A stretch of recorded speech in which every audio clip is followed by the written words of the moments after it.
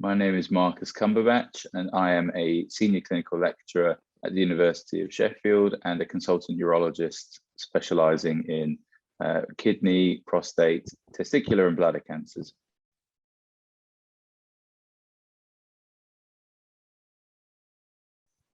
That's a very good question. Mainly because I was quite an athlete when I was a teenager and I hated being injured. And I thought if I could do any job to be helpful to get people back to their normal selves, then that would be very fulfilling. And then that was combined with knowing that being a medic was filled with job security. And actually, I wanted a job that I would have for life and I could take anywhere across the world.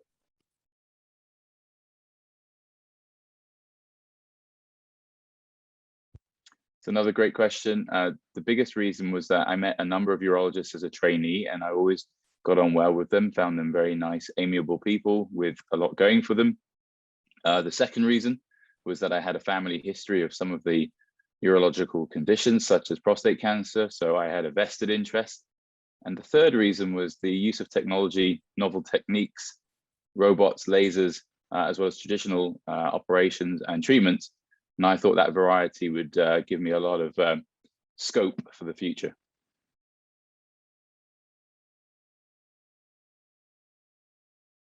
That has to be the patients. We treat a number of patients from different walks of life, different age categories, but in particular with what I do, managing a lot of oncology patients, so that's people with kidney and prostate cancer. I have patients who have really colorful, fantastic life stories, often surrounded by lots of family, and getting to know them and their histories is a really fascinating part of the job. And to be honest, it's what keeps you on your toes, but also what keeps you feeling human.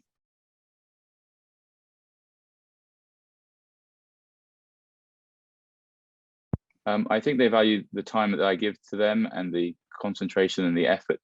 I always try and get to know a little bit more than the average maybe about each patient, and to spend some time allaying any concerns and fears pre and post any treatment I might be offering, and in particular keeping in contact in that period initially after any operations that I do.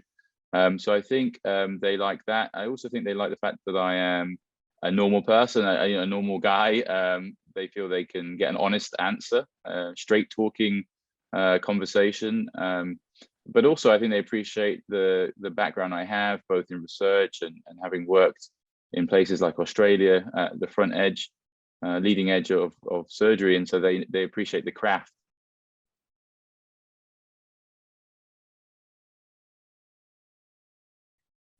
So I have two. One is for myself to keep me motivated, and the other one is that I use for patients. So the one I use for patients is surrounding decision making about their care, and patients will often be faced with a difficult decision, especially when maybe they're having an operation that is a curative one but has some side effects. And I always say to them, you need to make the decision of least regret. So go with the decision that you can live with the most. And I think that is something I always encourage patients to do, not to feel forced into doing something just because a doctor or someone thinks it's the best thing based on evidence, but what is going to be the best for you in your current situation. So decision of least regret. The one I use for myself is my dad, when I was a teenager, said to me, going into any exam or interview, I had to believe in myself. And he used to know a little bit about Latin. So he used to say something, non medi difficile est, which means nothing is too difficult for me. And so I whisper under my breath every time I'm going onto a podium or anything, nothing is too difficult for me. So it gives me that inner confidence. And if I've said it, nothing can go wrong.